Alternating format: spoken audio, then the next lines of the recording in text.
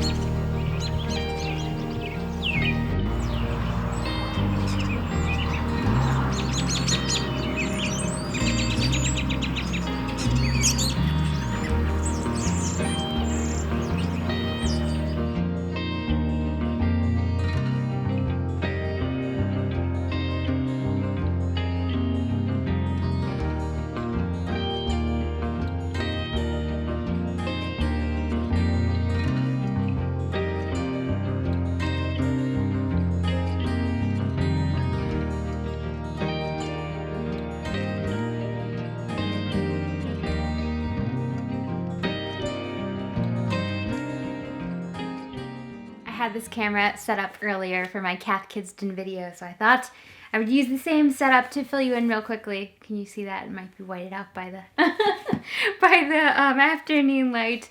Fill you in on some reading. So I did finish Henry VIII. I kind of spent the beginning of March finishing up some things from February. Henry VIII was my February Shakespeare play.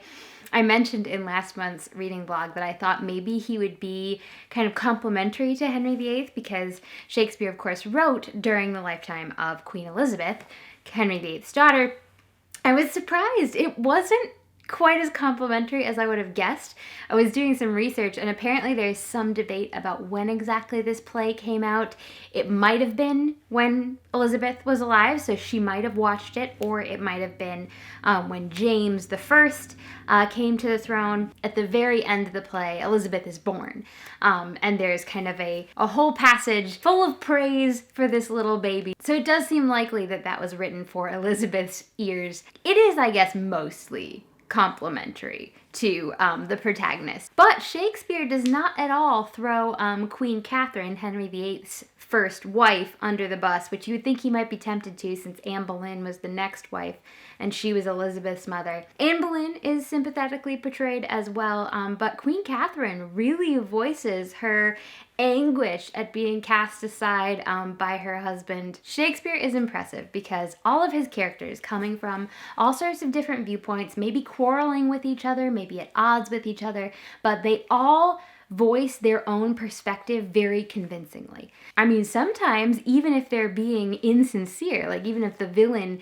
is kind of lying, like he'll still say something beautiful and convincing, even though you know that he doesn't really mean it. All of Shakespeare's characters have a really good command of language, whether they're telling the truth or not. Let's see, what did I highlight? Things done well and with a care exempt themselves from fear. I like that. So if you did your best, you don't need to be afraid. This one really made me think. This was Queen Catherine really chastising someone who was lying. They were throwing their master under the bus and just straight up lying and giving false testimony.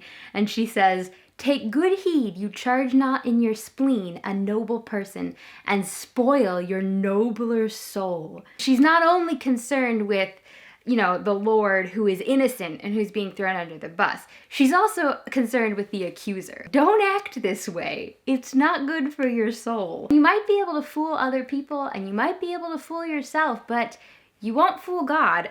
Yet I am nobler than my base accusers who never knew what truth meant. So many great lines in Shakespeare. I think I read that this play was supposedly written by Shakespeare in collaboration with someone else whose name I can't remember. Also, interestingly, it's thought that it was during a production of Henry VIII that a cannon was used as a prop in the globe, and it was that cannon fire that sparked a fire and burnt the globe to the ground. So that's really too bad. I am really glad that I read Henry VIII. I think I recognized the passage that I bet Henry Crawford read in Mansfield Park, which I also read last month and mentioned in my reading blog. Cardinal Wolsey is mentioned as being in that passage, and there is like a whole speech by Wolsey when he kind of realizes his sins and apparently repents for his wicked power-grabbing ways. I need to Google what passage exactly scholars think Henry Crawford would have read. But I bet it's that one where Cardinal Wolsey is sort of repenting, because that would make a lot of poetic sense, because of course in Mansfield Park, Henry Crawford is trying to prove to Fanny that he has changed, that he's willing to change. I have also finished 9 Coaches Waiting. I got about, say, halfway through this, and then there's a certain point in the story where like everything has lined up and like you realize what the crisis is going to be, and at that point it was maybe half of the way or 2/3 through, I couldn't put it down. It was like, you know, I got through it. I think I read through it all in one night. I had to know how it worked out. So, spoiler warning. Here's the spoiler warning. Skip ahead if you don't want this spoiled. There is quite a Cinderella story. The heroine herself is constantly referring to it as a Cinderella story. She and the son, Raoul, fall like madly in love, practically at first sight. Not quite at first sight. They have like a nice date night in Geneva, which I enjoyed. And then after that, they're just like crazy in love, or they seem to be, because this governess, you know, is an orphan. She's not anyone important, so she really second guesses herself, like, does he really love me? People are kind of warning her against him, and then she realizes that her young charge, who is actually supposed to inherit the estate that he's staying with his uncle, it looks like she gets proof that his uncle is in fact trying to kill the little boy, and she's not sure if Raoul is in on it or not. So she's not sure, like, what if he just proposed to me, like, to throw me off the scent? Or like, are they gonna murder this kid and then somehow try to pin it on me? She realizes this in the middle of the night and gets the kid up. And so that begins their escape, trying to stay away from the uncle and away from her fiance, from this guy she's fallen in love with. Very vivid writing, very vivid scenery. Next day, all traces of mist had gone, and the trees moved lightly in their Lenten green. Isn't that a lovely way to describe, like, the spring? The green during Lent, right around now. I mean, actually, it's probably too early in Lent. We don't have much green on the trees. Since the winds of March had whipped some of the buds into tiny leaf, our favorite walk had been the wade through the woods that stretched northwards down the valley. And this afternoon, we went that way again. So yes, definitely enjoyed this one. Definitely pretty high up there on my list of favorite Mary Stuarts. And then I also did finish Farmer Boy. You get to go through the whole year with Almanzo and his family, from the county fair to the summer planting to the harvesting to keeping house. And it's amazing how independent they are. Just about everything they need they produce for themselves. It's like the cobbler comes in the winter. So it's like shoes are like maybe the one thing they don't produce for themselves, but everything else, you know, they raise sheep, they card the wool, the mother makes it into their clothing, you know, all of their food. Obviously, it's a lot of hard work, but there's also just such a sense of pride. This story doesn't have a really robust plot. It's more just a chronicle of life on the farm throughout the year. The characters are really strong, and it has a little bit of a progression and a little bit of a plot. So I don't really think I'm spoiling anything, but if you don't want the ending spoiled, again, here's your spoiler warning, skip ahead. At the end, a wagon right in town offers to take Almanzo on as an apprentice. And Almanzo's brother Royal has already said that he wants to be a shopkeeper. And Almanzo's mother just thinks that would be such a pity that, like, as a farmer, you're completely independent. You know, a storekeeper has to be polite to his customers. Whereas as a farmer, Almanzo's father, he is polite to everyone, obviously, but only as polite as he wants to be. And so they're asking Almanzo, you know, what do you want? Do you think you'd like to live in town? And it's so, so cute when they say, you know, what do you really want? And Almanzo's like, can I really tell you? And they say yes, and he says, I want a colt. I want a horse to raise up for my very self. And so then they know this kid wants to be a farmer. This kid loves this life. Just so many great scenes. If I told you all my favorites, I feel like I would never be through. I thought it was fun. I found this little paper in the book, and it's just a ad for C's chocolate, which, speaking of Lent, I love seeing how Almanzo's parents teach him and how his father really tries to let him learn for himself, but is always right there next to him and like really has so much confidence in him. There's this one scene where Almanzo is dared to ask his father for a nickel to get some lemonade. And instead of a nickel, his father takes a big silver $50 out of his wallet. Almanzo, do you know what this is? $50, Almanzo answered. Yes, but do you know what $50 is? Almanzo didn't know it was anything but $50. It's work, son, father said. That's what money is. It's hard work. Mr. Paddock chuckled. The boy's too young, Wilder. You can't make a youngster understand that. Almanzo's smarter than you think, said father. Almanzo didn't understand at all. He wished he could get away. But Mr. Paddock was looking at father just as Frank looked at Almanzo when he double-dared him. And father had said Almanzo was smart, so Almanzo tried to look like a smart boy. So instead of giving him a nickel, his father gives him $50, but encourages him, well, you could spend it on a glass of lemonade that you drink and it's gone, or you could buy a suckling pig with it. You could raise it, and it would raise a litter of pigs. And Almanzo ends up going with the suckling pig. I know I already read some food passages. Definitely not a good idea to read Farmer Boy when you're hungry because there's so many good food passages. But there was just one more I wanted to read you. This is at the county fair.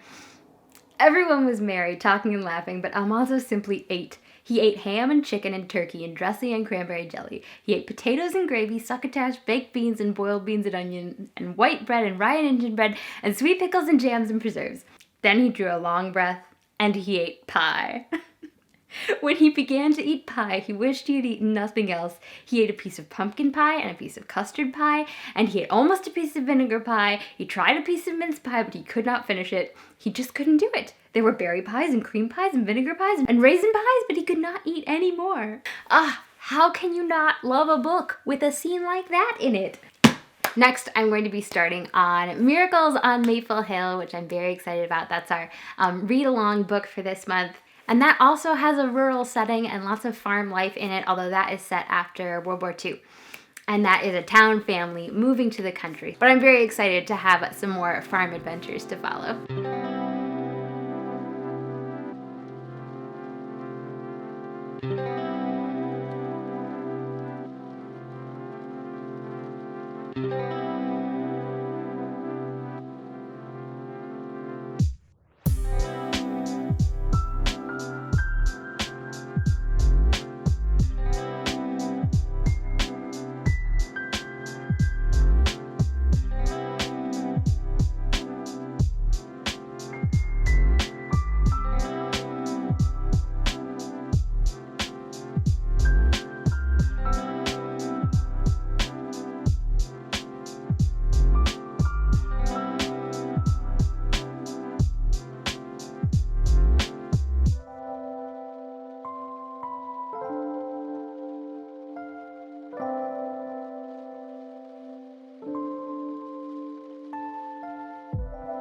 I just gave myself a haircut and I'm going through my usual cycle of I cut my hair because I feel like it's too long, and then I'm sort of horrified and feel like it's way too short and it looks terrible, and then the next day or the day after that I think, no, this looks great, I'm good with this, but I'm still in the doubting phase at the moment. So it is 7:12 on a Saturday evening. In about an hour, I'm going to be doing a live stream with Christy from Dostoevsky in Space. Kate Howe will also be there. We're doing productivity sprints, so we're gonna be doing some chatting, but also trying to get some work done. I have my Biblical World and Illustrated Atlas, which I have made some progress in since last month, but I would like to get further in it. So I figured this could be a good one to read.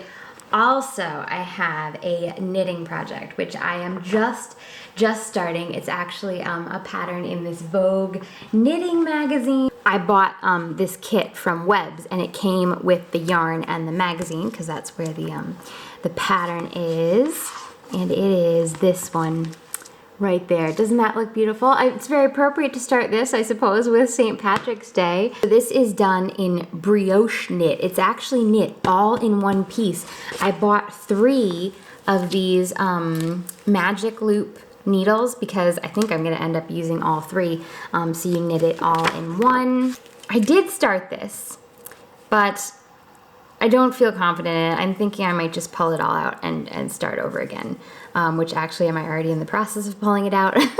I have never attempted brioche stitch before, so I have Arnett and Carlos here. I absolutely love their YouTube channel. They're from Norway. They've done some travel vlogs actually around Norway that are so beautiful, but they are knitters. They develop all sorts of beautiful patterns, but in this video, which was just recently posted, it seemed like fate. It looks like they're going to be going over brioche stitch, so I thought I might try to watch this. I'm afraid I've been very dilatory. I have not made much progress on this Switzerland painting in quite a while, and I think I also have another one of Morning Glories. Yeah, that definitely needs some polishing up. So should I paint? Should I knit? Should I read? Decisions. And I always say Romance is a bonus book is a good one to start with because it's Very bookish. It's very bookish, and it does have some of the goofy humor, but it's not quite as goofy as some of them are. My whole family loved Crash Landing on You, and I have 4 brothers, and they all were willing to watch it with me. Like, you don't know how big of a statement that is. I really liked that one. That's a really good one. That soundtrack was especially good.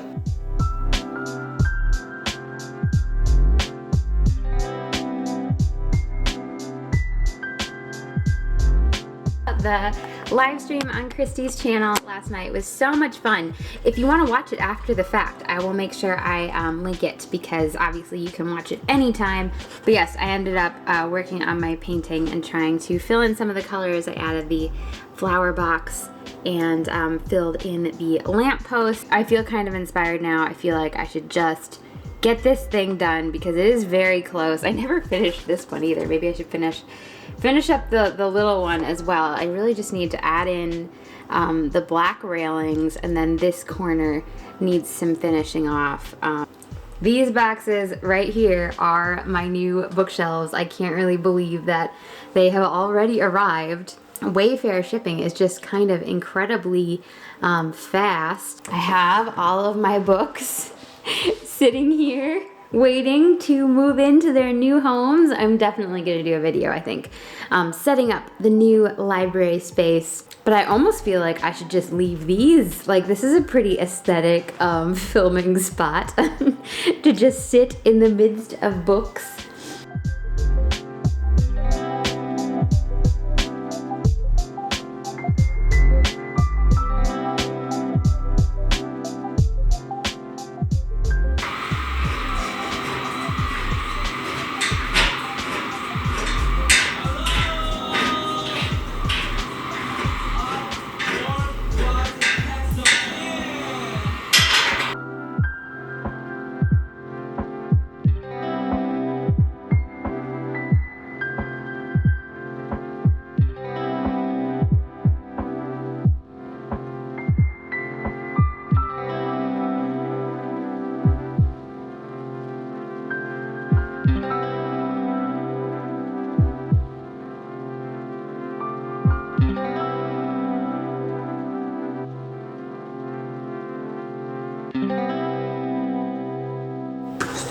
Caesar is turned to here. Beware the Ides of March. What man is that? A soothsayer bids you beware the Ides of March. Set him before you. Let me see. Today is the Ides of March. That's why I'm making Becky watch. Caesar! Do you want to say hello? Hello. We're confused by these costumes because it's like half Elizabethan and half Roman. See, he's wearing... I would say intrigued. Confused. Intrigued. I'm not confused. I understand the concept. Shakespeare. I'm like, of course they are. I pray you do. I am not Jameson. Isn't it a pity that capes went out of fashion? Let me not hinder Cassius. Depends on how confident you are. We've been here. Becky and I sat. It depends on how confident. Who? This guy is in movies. Who is he? I don't know. Oh, this guy. Yeah. Deceived. Oh. If I have veiled my look. Oh, I feel like I almost know. Post in the comments. Tell us who that guy is. It's on the tip of my tongue. I know. No, I'll figure it out. Is he in Jane Austen? Perhaps to my behaviors. Oh, he's in. Let not therefore my good I'm pretty sure we sat right back there when Becky and I went to the Globe. Yeah, like the back. than that poor Right, Brutus so stage left. Yeah. Right? Is there- Yeah. Back in the corner, like. I feel like I just watched something with that guy in it. Anthony Howell. Foyle's War. That's what I think. Ah, I've watched Foyle's War. That's it. His sergeant. Foyle's War is really good. I like that. I really like it too. I do fear the people choose Caesar for their king. I do you fear it? Then must I think He's also in a Star Wars video game. What? He's in a Star Wars. What do you hold me? Video game. What is it that you would Who is he in the Star Wars video game? It says voice talent. Voice. That's pretty great. Becky says that Brutus just got off his boat to run some errands, and that's why he's still wearing his waders. The only reason I can think of him wearing these huge boots. Unless he's like a fly fisherman and he's going fishing after this. I feel like there were no fly fishermen in Rome. Well, but are we in Rome or are we in Elizabethan England?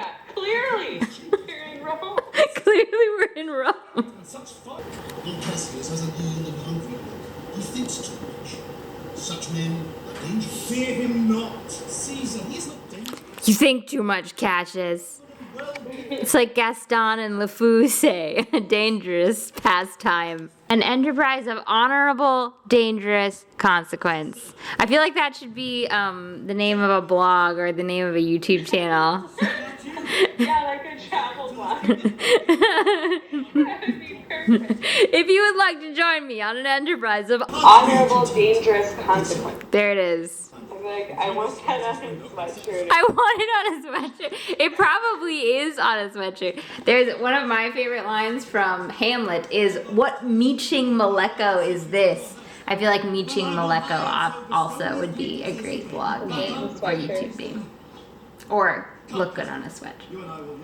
Well, I'm happy to say that I did finish my Switzerland painting. This was from a chalet that we stayed at in Interlaken, which was so much fun, so beautiful, and it was really fun to paint it and remember that awesome trip. The more I look at it, the more I think, well, I could, you know, make that a little more detailed or that, but I kind of like the sort of gentle impressionist style. I have been doing some other paintings. This was actually inspired by Miracles on Maple Hill, which I've been reading this month. There are so many beautiful flowers described in this book, and I love how we get to hear all of their old-fashioned names.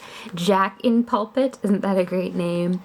Adder's Tongue, Cowslip, Solomon's Seal. So Marley is the heroine of Miracles on Maple Hill. She is a little girl, and her family moves from Pittsburgh out to the countryside to their family's old farm. They have a neighbor named Mr. Chris who is very friendly. He runs a syrup making business. So he has all these lovely maple trees, and he taps them to get the syrup every spring right around this time of year.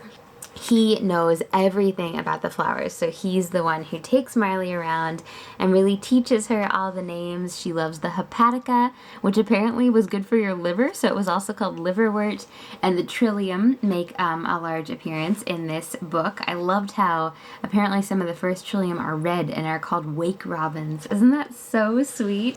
I did not paint the Easter candle, which was another really beautifully described plant. Apparently it blooms very briefly right around Easter, and it does look like a little candle. It's so hard to paint white flowers though. Like, it's like you have to surround them with green, otherwise they just disappear. But the root of the Easter candle is like a vivid red. It was used in dyes. It looks like blood. I loved all of the descriptions of the seasons though. This felt very appropriate. There was a big blizzard and a foot of snow fell in one night. Nearly April. Everybody had been going around with their coats over their arms. People in the street smiled at each other. The park looked like something bright would be happening any minute. The lilac trees were dried out in the sun and bumps started swelling out on the brown boughs. But when the cold came back, all in one night, it seemed as if winter was starting over and everybody was disgusted. But winter was not starting over again. The spring does arrive. Mr. Chris says, "It's a kind of beauty contest. You see, every spring the flowers around here have to fight it out to see who's going to be the prettiest. I try to get the bees to decide, but they won't. They seem to want everybody to win." Let's see, what else did I highlight? If you start using machinery for everything, you just don't know it anymore, it seems to me. I liked how Mr. Chris, kind of like Almanzo's family, really takes pride in his work and obviously really knows everything about nature. The next year, though, we do get to go through more than a year with Marley as she gets to know Maple Hill. So the next spring, she knows where to find everything. It was like seeing the beginning of everything, the very, very beginning. Her eyes moved out over the sugar bush. Patches of snow and deep brown leaves lay on the ground under the bare trees. Surprises were good, she thought, but a miracle was better when you knew it was coming. This year she knew. She knew exactly where the spring beauties would appear. She knew where hepaticas would turn the ground blue and lavender and pink. She knew where trillium would stand tall, its leaves saying 3 and its petals saying 3. She knew where the bloodroot would light its white Easter candles. I love the description of the maple farm where they harvest all the maple syrup. When Marley first sees it, she's just enchanted.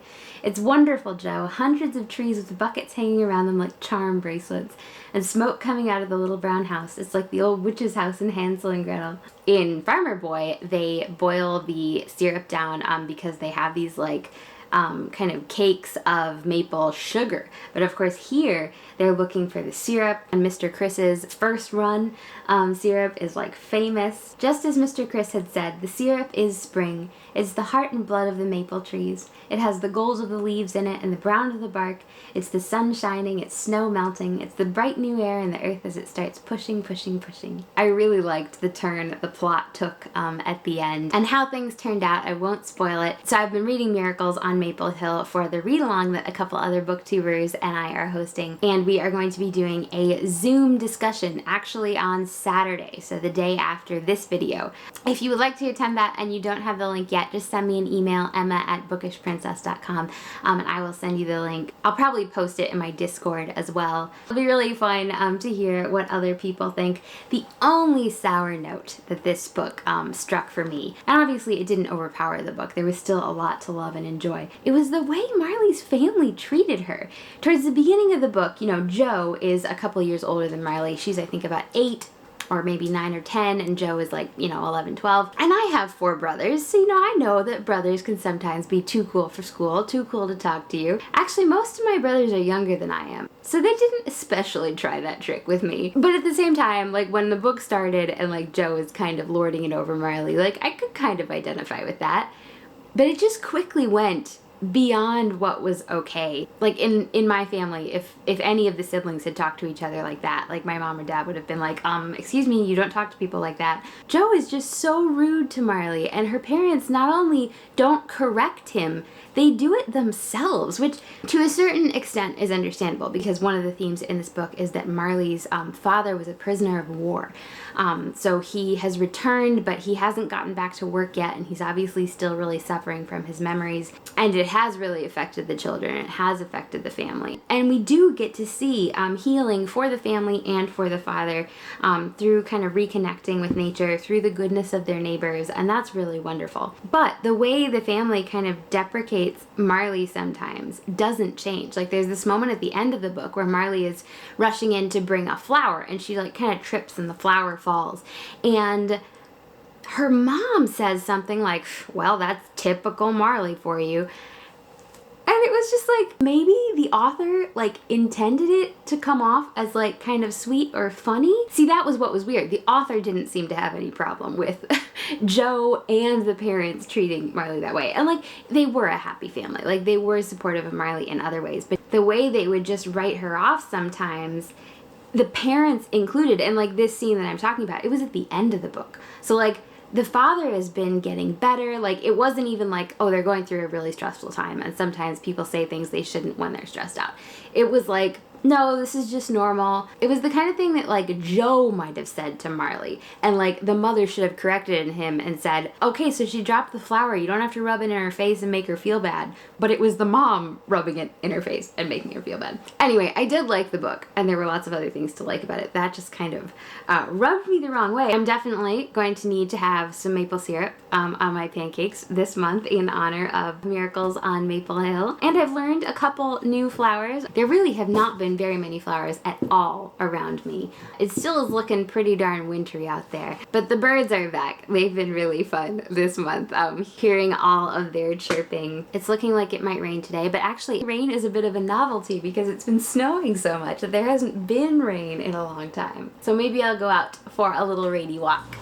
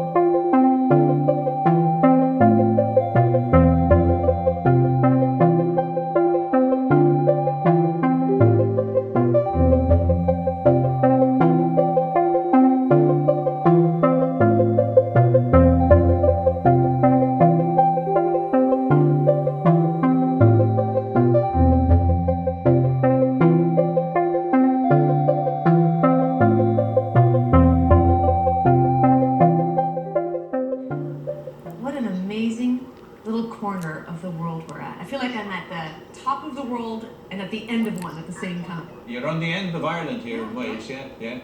And the top of the world. I've never been to Is Donegal. a lot closer to your home than you think, because Slink League is part of the Appalachian chain. This is the start of the international leg of the Appalachian chain. This was a part of the whole, the same sort of geological happening that created the Appalachians. It's the same landmass. I didn't know Before everything, that. 200 million years ago. So I ordered a few things from Macy's, and I thought I would do a quick unboxing. They were having like a special on skincare, so I decided to stock up on a few things. This has cloudberry in it. Cloudberry, prickly pear, and hyaluronic acid. How fantastic does that sound? And this always has such good reviews, but I've never actually tried it myself. It's the Confidence in a Cream by It Cosmetics. And then these two are also on sale. See, the sales kind of undid me. But they weren't expensive, and I'm super excited to check them out. The top kind of reminds me of like an Endor poncho from Star Wars, but mainly when I saw these, they reminded me of Lizikui, who is, I think I'm pronouncing that correctly, a YouTuber from China who does these amazing videos at her farm, like growing everything from scratch, and they're just super chill, relaxing videos. But she's always wearing like really beautiful casual clothing. This totally looks like a Lizikui outfit. So here's the look. Ignore my desk. I know I've had a big package week. My new desk arrived, so I have to set it up. But I'm pretty excited about my new Lizikui fashion. One of the things I love about Lizikui's channel is that she wears these beautiful, you know, this looks like loungewear, like you would just wear it around the house, but she wears it to go out and like chop down bamboo, or riding her horse to go to the field to like, you know, do the harvesting, and she'll wear beautiful cloaks and dresses and like do anything in them, which is totally my philosophy. You can do anything in a dress. But yeah, even her trousers often look like skirts because they're even more full than these kind of sweatpants. So I kind of wish these were like even a little more blousy, but I still really love it. I love the color. Definitely a fan. Feels like something Leia or Lizikui would wear. I mean, I could wear it to Galaxy's Edge. It totally feels like something that would fit right in there. Whenever I use this plate, I feel like I should be having tea and cake. But today it's coffee and toast. Really, I need another plate that says coffee and toast. With my toast, I have been starting Smoky House by Elizabeth Goudge. This is the Girls Gone By paperback. I love that Girls Gone By has brought out some of Elizabeth Goudge's older works, so you can now get them. They were previously out of print. Smoky House is an inn in the West Country in England, and there's a large family that lives there. Elizabeth Goudge is one of my favorite authors, and I've never read this one before, so it's very exciting. In the book, they are eating not toast and coffee, but rabbit stew. But this fiddler comes to the door and he looks very unhappy. It's such a sweet description. So the fiddler comes just to ask directions, and there's just been this description of how far away the village where Smoky House, the inn, is. It's kind of a fairy tale place. Like, people there are generally happy and good. And so to see this fiddler, first they're astonished, then suddenly astonishment turned to pity, and they were all on their feet fussing around him like an agitated bevy of clucking hens. So they invite him in. Though inexperienced in unhappiness, that deep and hopeless unhappiness that had made them at first feel the fiddler's misery like a cold mist about them, they had been quite sure that food was the first thing needed. They knew it is almost impossible to feel sad if at the same time you are feeling full. To feel really full is to be incapable of feeling anything else but full. Feeling full may make you uncomfortable, or it may make you feel comfortable. But whichever way it takes you, it leaves room for no other sensation. Those desk pieces are no longer on the floor because they are all set up. Look at this. It's my new beautiful Souter desk. So made in the USA. This has definitely been the most challenging construction project. The bookcases were pretty easy compared to this. I love the drawers. My camera equipment finally has like a beautiful home of its own. Yeah, I feel like I could do proper, bullet journal spreads besides, not that I have a proper bullet journal. You guys have seen my quotation journal, which actually I do need to catch up on, so maybe I should do that. But there's just so much space. I could move the computer to one side and I would still have plenty of room to work with. Have some pretty ranunculus, this lovely bloom at the moment. Yes, I'm just very pleased with the desk. I really love how it has the different finish on the top, so it's not just all white against the wall. And actually, this color, this kind of shade, should match my new rug. I did order a new Rifle Paper Company rug, which I am so excited about. You guys have seen my old Rifle Paper Company rug many, many times for many years. I love to use it as a backdrop for books. It looks so pretty. It really was a good YouTube investment. I've enjoyed that rug so much. I took it upstairs already to my bedroom, that I thought a new one, a second one, will definitely be a good purchase, a good investment. It's like kind of a taupey gray background with lovely white flowers on it. Do you guys like my Starfleet issue sweater here? I can't decide if it matches this skirt or not. I mean, I feel like it kind of does. This is a good March outfit. It's like half winter, half spring, you know? If there is one single thing that has seen my family, like collectively, all of us, my 4 brothers and my parents and I, through the pandemic, it is unquestionably Star Trek. I think we've watched almost every single episode, like Next Generation, Voyager, DS9. Those 2 are probably my favorites. Yeah, when I saw this sweater at Macy's on sale, I was like, that looks like something Dax would wear, or definitely need some Star Trek style in my closet. Speaking of fun things to watch, look, I have this Cinderella DVD here because I thought it would be fun to rewatch this. Actually, though, what inspired this, I found the Julie Andrews version of Cinderella. It was like a live television broadcast. I didn't even know this, but Rodgers and Hammerstein wrote Cinderella for that Julie Andrews live broadcast, and it was kind of like the first of its kind, you know, a Broadway show on television. It's in black and white, but Julie Andrews is so sweet. Celeste Holm, she is also just an absolutely darling Cinderella. But if you like this Rodgers and Hammerstein show, you should 100% make sure you go watch the Julie Andrews version on YouTube. I'll link it down below. This Cinderella dress is kind of iconic and amazing. But the Julie Andrews Cinderella fashions are like Regency. They're Jane Austen era kind of fashions. So they're just a really fun, different kind of experience. Speaking of YouTube videos, my cousin Becky and I did really enjoy watching Julius Caesar the other day. I had forgotten how many quotations that are like so commonly used came from Julius Caesar. I feel like in the future, if I ever have to guess what Shakespeare play a famous quote came from, I'm just gonna guess Caesar. I mean, it's all Greek to me, that's Caesar.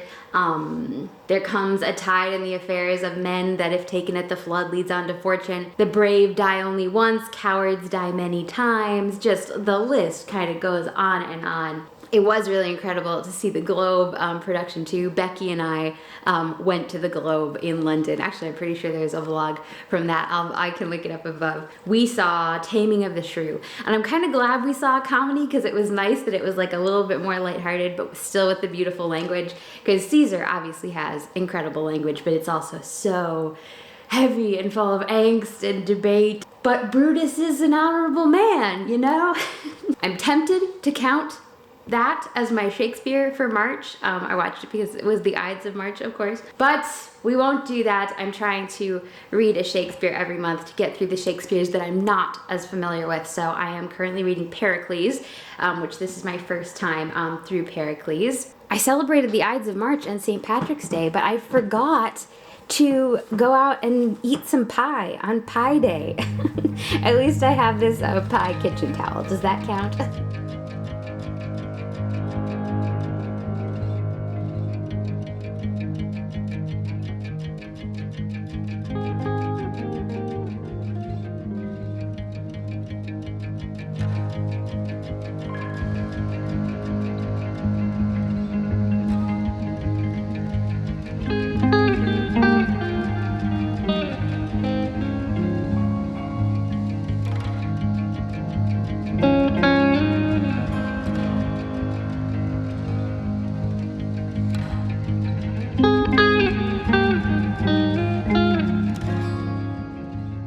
it's a little bit darker than I expected it to be. It actually looks kind of brighter looking at it through the camera than it does looking at it with my eyes.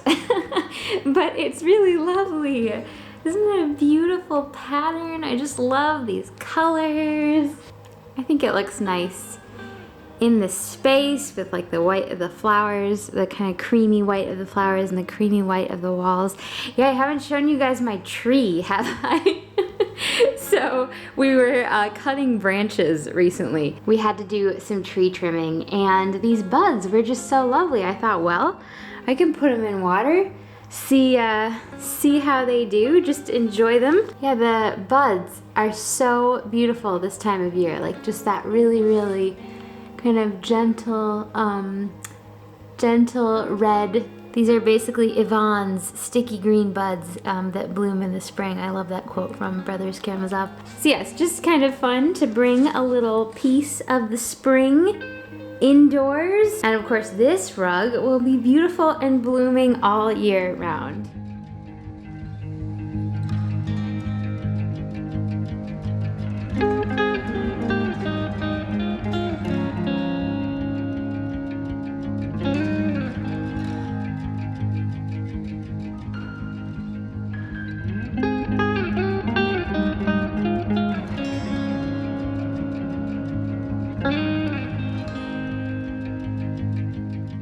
I have some little bean plants here that hopefully are going to sprout some beautiful flowers later in the spring. But look at how desperate they are to climb. They wound their way around that tiny basket. They found their way up. I have some Easter friends out here. Easter is so early this year. It's almost here. I can't even believe it. I'm not quite through my Biblical World Illustrated Atlas. I have gotten up through Solomon. So I'm on chapter 7, that's about halfway through, but I'm thinking I will just kind of power through this during Holy Week, and Holy Week should be an excellent time to read more about the New Testament chapters, which are at the end. So mapping out Christ's ministry. I have been reading my Bible this Lent. I've been rereading the Gospels. I'm just about through the Gospel of Luke. Somebody asked me recently on Instagram if I had a recommendation of a good Catholic Bible, and this one is, what is it? The Revised Standard Edition, Revised Standard Version 2nd Catholic Edition. Although, if you're just getting started, I would say don't worry too much about the translation. Just starting to read through the Bible is a great first step. I, of course, love going to Mass. Going to Mass every week, you get to hear a reading from the Old Testament, a reading from the epistles, so St. Paul's letters to the early Christians, and then a reading from the Gospels about Christ's own life. And since those are shorter readings, they usually kind of go a little bit deeper and highlight, you know, one specific parable or one specific thought. But reading it just all in order is also a really great exercise. In the Gospel of Luke, this idea of bearing good fruit really is kind of standing out, like the lesson of the fig tree. For each tree is known by its own fruit. For fig trees are not gathered from thorns, nor are grapes picked from a bramble bush. The good man out of the good treasure of his heart produces good, and the evil man out of his evil treasure produces evil. For out of the abundance of the heart his mouth speaks. Woe to you, lawyers, for you have taken away the key of knowledge. You did not enter yourselves, and you hindered those who were entering. Judge not, and you will not be judged. Condemn not, and you will not be condemned. Forgive, and you will be forgiven.